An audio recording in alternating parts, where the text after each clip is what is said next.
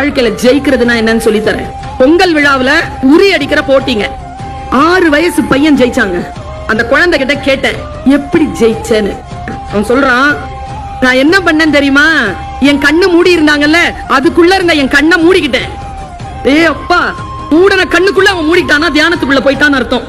அந்த 1000 பேருக்கு நடுவில் ஒரு குரலை நான் அடையாளம் கண்டு கொண்டேன். அது என் அம்மாவின் குரல். அத்தனை பேர் சத்தம் போடுறாங்க, விசில் சத்தம் கேக்குது. எல்லாத்தையும் வடிகட்டிட்டு அம்மாவுடைய குரல் மட்டுமே அவன் கான்சென்ட்ரேஷன்ல இருக்கு. என்ன குவாலிட்டி! 1000 பேர் சத்தம் போடுற நடுவுல, ராஜா லெப்ட்ல போ, ரைட்ல கொஞ்சம் வா, கொஞ்சம் ஒரு அடி முன்னால வை. கரெக்டா வரும்போது அம்மா சொன்னாங்க, கைய உயர்த்துறான். கைய உயர்த்தினான்.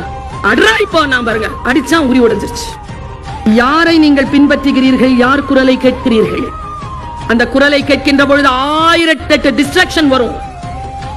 அந்த டிஸ்ட்ராக்ஷன் எல்லாத்தையும் உதிர்த்துட்டு நீங்க போகணும்னு சொன்னா, இந்த டீச்சரா ஒரு அம்மாவை உங்களுக்கு சொல்லித்தர, இந்த பிசாசை நிறைய பயன்படுத்தாதீங்க.